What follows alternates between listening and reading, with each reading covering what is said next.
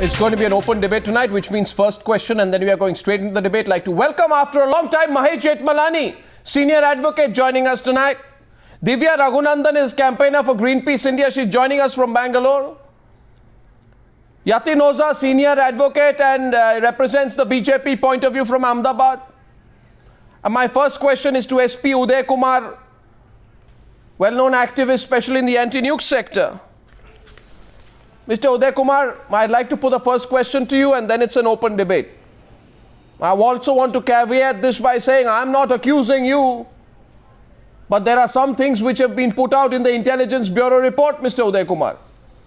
And I think, I don't think there is any point dodging it, so I think it's good if we are as specific as possible. So please don't react to my questions. Yes. They are not meant as accusations, they are meant as questions. My first question to you, Mr. Uday Kumar, I don't know, have you seen the report?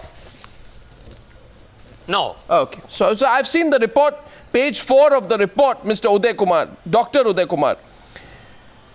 Page 4.9, there is a serious allegation made in this IB report against you, which states that an amount of $38,720 was paid to you in 2 installments for fortnightly reports as part of your position as a consultant on group, race, class and democracy issues through NGOs. According to the IB report, you were paid $21,120 up to June 2011 in an American bank account in your name, and then you were contracted to earn another $17,600 up to April 2012 for fortnightly reports. Firstly, please tell us if this is true, and if you did indeed receive an unsolicited contract from the Kirwan Institute for Study of Race and Ethnicity at Ohio State University of this amount. First of all, this is not an unsolicited contract. It was a contract signed by me and by the Kirwan Institute's director, Professor John Powell, in fall of 2009. I had been working from that semester until because yesterday when we spoke to you, Dr. Uday Kumar, you kept insisting, and I had you on record saying, I have received no money from Greenpeace. So you were very specifically saying, I have not got money from Greenpeace. Today the question is this amount. So you confirm this amount, this payment was made. I never received any money from Greenpeace. I was talking about the Kirwan Institute. I have been working with the Kirwan Institute from 2006 fall semester, and the director of that institute was my boss when I was working at the Institute on Race and Poverty at the University of Minnesota from 1997 to 2001. In 2001, I came back to India after 12 years of staying in the United States. And when I was here, Professor John Powell took over the leadership of the Kirwan Institute. Knowing my talents and specializations, you are saying 10 years later, 10 years after you come back. So you are saying 10 years after you come back. Not 10 years after, 6 years after. So 6 years after I came back to India. Let me finish. Please. So I'm saying this, that I'm not making an accusation. Let me finish. I'm just summarizing this for the viewers. So you are saying 6 years after you come back. I can summarize myself better. An amount, don't get angry, sir. An amount of 20 lakh odd Indian rupees is paid to you through these 2 installments. And you are saying this is for research work. It's not 3 installments. No. This is not just 2 installments that the IB has mentioned. That's what I'm trying to say. I had been working for the Kirwan Institute from the fall semester of 2009. It was contracted, and I was working as a research fellow. I was paid for the job I was doing. I had been doing research and writing on globalization, minority welfare. I'm putting this caveat that I am not making a single accusation. All that I'm saying is that how many researchers are there in India who, for their individual efforts while being in India, right, are paid like 20 lakh rupees? I'm quoting the report. There are many people. And can you tell us the breakup of how this amount was used for? Your fieldwork studies, You have did they to- have expenditures of Hold on, hold on, $40,000 hold US on. dollars? I don't know how many people are there in India working for various organizations. There are people all over the country who are making short trips to all over the world and making lots of money, getting but- grants. that's exactly what I'm saying. I'm saying that it's a lot of money. I was paid for the job that I was doing. And I terminated the job in 2011 spring. One second. So, Dr. Uday Kumar, this information is therefore factually correct, what is there in the Intelligence Bureau. But you're saying that this information is not incorrect. The information in the Intelligence Bureau report is wrong, misleading, But you just said it and is incorrect. But you just I said... was being paid. I was being paid for the job I was doing. What was this It job? does not mean just because I was working for the Kirwan Institute, So I did not tell them that I will not what oppose was my the government's research- policy anywhere. So what was the research? Please, can you tell me the subject of your research? Yeah, I was going to, I was talking about that. You never allowed me to speak. No, I'm asking you. I was doing research. I was doing research projects and writing projects on globalization, racism, minority welfare, BRICS countries, and many other issues. I was supposed to participate in their So how many papers did you write in this period and how many papers were published? They have quite a few of them have been published. I can 10, make them all 20, available to you 10, or 20, to any how many? authorities. How many? 10 I or have been 20 a or 15? prolific. Approximately how many, sir? Must be around 20. I have Be been around a prolific writer. So for everyone, I'm just trying to mathematics correct. Yes. Approximately about, yes. I'm just placing it on the table, and again I'm putting this caveat. I say I'm only asking questions, I'm not making any allegations, right? I understand. I'm saying there are 20 lakh rupees for approximately what you say 20 articles. In other words, about a sum of 100,000 Indian rupees per piece. That's a fairly large amount. I don't know how many people get paid that kind of money. Do they? It's not 20. It's not 20 articles. Sir, can I ask you? Can you tell us what is your relationship with the German national Sonntag, Rainer Hermann? I've got the pronunciation wrong. Who was deported from Chennai on February 27, 2012? Is given the fact that this IB report mentions that he sent you a map via email, which included some crucial contact details of Indian anti-nuclear activists and nuclear plants. Can you tell us details of why he was deported? Why would you have links with someone the country has had to deport? Mr. Rainer was here in Nagarkoil, in my hometown. He was a hippie type. He was staying in cheap hotels and hippie type. He had to be deported, sir. He had to be deported, sir. This is now getting very serious. But the fact of the matter is the government of India says that it is worthy to deport someone. So there must be something more. You have to tell me more tonight than saying he's a hippie type. Let's get the others into the debate. It's an open debate. Anyone free to come in? Mahesh Jethmalani, GD Bakshi, Yatin Oza, any of the others wanting to come into the debate? Mahesh Jethmalani first. Yes, Mahesh Jethmalani. Okay, after that, GD Bakshi. The reference to Uday Kumar is only a very small part of the IB report. I mean, the much more serious, it's a minor drop in the ocean, but the much more serious is the IB finding that there is a concerted attempt to set back India's economic growth prospects by highlighting, by attacking and actually shutting down power plants, whether they are coal-fired, whether they're coal mines, whether there's nuclear power plants or hydroelectric power plants or high-value industrial projects.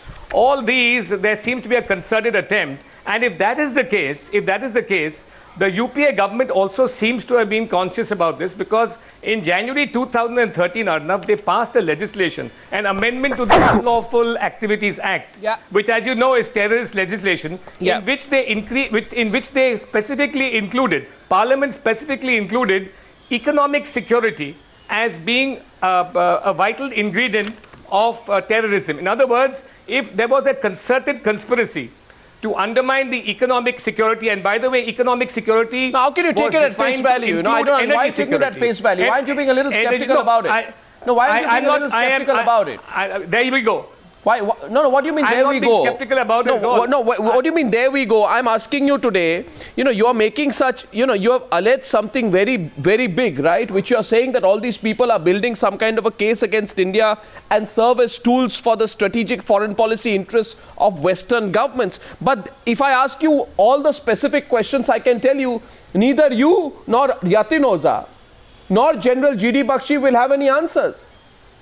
I can. Should I ask No, you? that's not true, Arnav. No, you will Arnav, not have any listen. answers. No. Arnav, just 1 minute. No, it's 1 minute. no, Arnav, playing devil's let me advocate. tell you something. Yeah. The interference of foreign powers in Indian projects and Indian research is as old as I mean, only last year we had the case of Shri Kumar and Nambi Narayan, where our cryogenic rocket program was thought to be undermined by a foreign power. Are you saying that Dr. Uday Kumar is not working out of his own convictions, but in the interests of foreign countries? I am not making no. But that's exactly what the IB report is saying. Well, the IB report is an intelligence input. It has to be substantiated by evidence. Uday Kumar has a remedy if he feels aggrieved. Now that this is out in the public domain, it's an intelligence report. He can take action against whoever has published it if he finds it to be false. No, don't give me a legal argument and hide under the cover of that. Don't give me a legal argument and hide under the cover of that. The implication is very serious. No, I'd get General G.D. Bakshi in this on page 5. No, 1 second. If there is a debate, let the debate be done. On page 5, G.D. Bakshi, page 5 of the IB report, there is this quote-unquote revelation that Dr. Uday Kumar at Ohio State University, who takes a keen interest in the anti-nuclear movement, has a German contact by the name of Sonntag Rainer Hermann. Again, I've got the pronunciation wrong. Who was deported from India, G.D. Bakshi, in February 2012. I want you to, because you have taken a position against these NGOs, G.D. Bakshi. Tell me, what is the relevance of Mr. Herman's laptop containing a scanned map of India with 16 nuclear plants and 5 uranium mining locations marked prominently? What is the point? What is the point being made there? That these, are these activists now working on behalf of foreign spies? Is that what is being suggested? And if that is being suggested, I think someone should have the courage to come and say so and not hide behind some IB report. Yeah. Arnab, I would like to now, put you in picture with a larger perspective. The fact of the matter is that the Russians are building the Kudankulam plant. And from the word go, it has been subjected to a whole lot of these activities by so-called environmentalist organizations which have the express purpose of delaying the commissioning of that plant and stalling on behalf of whom? Program altogether. Maybe you're seeing windmills. Arnab, today maybe you're fighting windmills. To share with you, Arnab, please, 1 minute. I would like to share with you a very important aspect. We have 19,000 tons of uranium plus in the Khasi Garo Hills. Arnab, are you aware that since the 1950s, not 1 gram of this uranium has been permitted to be mined because of these so-called environmentalist activities, because of these so-called, these organizations which have been coming in the way. And you know how critical that uranium is for our nuclear program, for our military program, for our civilian programs. We have been forced but what is the suggestion, sir? Countries like Australia. What is the suggestion? There is a pattern. What is the suggestion? There is a pattern. What is the suggestion? The statement that I'm trying to make is that there seems to be a concerted bid to delay or to sabotage by these kind of methodologies, by very clever cover of environmental concerns, our strategic programs, especially the nuclear program. We have a set of these, our party raising, Cain and Abel about, there being electricity failures in Delhi. And yet, please tell me, all these NGOs, how much have they added? Arnab, let me give you a few facts and figures. In 1993, there were 15,000 of these NGOs working in India, and they were getting 2,000 crore rupees per annum. Today, there are 42,000 NGOs, and they are getting 1 lakh 35,000 crores. You know, and sorry, 13,500 crores is what they are getting. Now, if you total it up from 1993 till date, they have received, these NGOs have received 1,50,000 crore rupees. If they had just set up if they had just set up solar powered, street lamps, today a lot of our energy problems would have been, sorted out. But they haven't done that. They have been focusing on agitational approaches. They have been focusing this is on the important approaches part. Designed to No. This is the important part. Designed to stop the production. Page 13, and I want Divya Raghunandan. You see, Divya Raghunandan, just have an open mind tonight. Don't take a position. There is something fishy. There is a general view, and please don't give the argument that, oh, not all of us are bad and some of us are good and we are doing genuine work, etc., etc. That's all pretty predictable. Let's get very factual on it. Page 13.46, and it appears to me the Intelligence Bureau has done some solid research. Now, the conclusions of that research can be questionable. But the research, however, even Dr. Uday Kumar has not been able to question the facts, the numbers they put out. My question to you, Ms. Raghunandan, is that the Intelligence Bureau mentions that 9 NGOs that received 64 crores between 2006, 2007 and 2011, 2012, much of it through foreign donors in US, Switzerland and Netherlands. Now, 40% of the funds are for rural development and 38% are for activities other than those mentioned above. So, the 38% of foreign funds, should we assume, were for launching agitations among other things? Should there not be greater transparency on part of these NGOs, about the foreign funds they receive, to clearly outline what part of their budget is being used for what activity? So like I've said, that every part of our budget and is up on our annual report on our website. Please take a look at that. No, it's very what generic. We are using that lot of it is very generic. And 1 second, 1 minute. Absolutely. As per the IB report, report, on page 11 it says transfers by a FCRA NGO to non-FCRA NGOs is a violation of the FCRA Act. This is true, and the report cites that the Indian Social Action Forum funds, INSAF funds, were used to pay 15 non-FCRA organizations. So these NGOs have blatant disregard for the law of the land as well. I mean, this is financial bungling. No organization in our country can be allowed to do that. So I'll tell you, okay, so Arnab, so the point is that what people are using this money for, which is being termed as, politically motivated or economic, regressing economic growth, is essentially what we are trying to do, whether in coal or in nukes, is a concerted attempt to challenge corporations that are trying to bypass any due process, whether it's the Environmental Impact Assessment, whether it's the Forest Rights Act, whether it's the Wildlife Protection Act. I can give you the case where we are on the ground. All of these have been violated. Our only job is to make sure you are asking for transparency for others. The Intelligence Bureau in the case of Vedanta. 1 second. Counters coming in. I think I must go to Yatin Oza first. Very quickly. Yes, Yatin Oza. Yes, Yatin Oza. Look, Arnab, everybody by now knows, as a matter of common knowledge, that Western world as well as some countries in Asia have research groups, study groups about progress of India, both on economic front and otherwise. They work very hard on it, how to hamper it. They have their own policies how to hamper it. They have their own people who contact NGOs in India, or they have their own NGOs. Sir, please. Directly linked with them in India. Sir, you're making the allegations, I hope. And a roadmap is worked out. No, is this a roadmap is worked out as to how to hamper the progress of this country.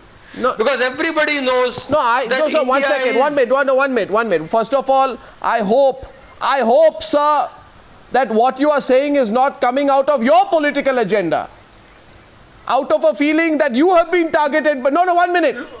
Because Gautam Thakkar is with us today. He is General Secretary of the PUCL. And you know that the NGO PUCL has taken a hard line against Modi since the 2002 riots, and even recently when its Rajasthan wing launched a website called Feku.com targeting him. The PUCL has also been named in the IB report. What I find very interesting, and I think you have no answer for it, is why all this is coming out after Mr. Modi became Prime Minister. Why was this being hidden till now? It has come out. Look, IB report, IB is an independent authority. It must not have prepared report after 16th of May. This is after a long and detailed and lengthy research, investigation, which must have been carried out since 2 years and more, that a report is prepared. But obviously some sections of the BJP, including you, must be very happy with this. When it, No, 1 minute. One minute. Many sections of the BJP, including you. Sorry.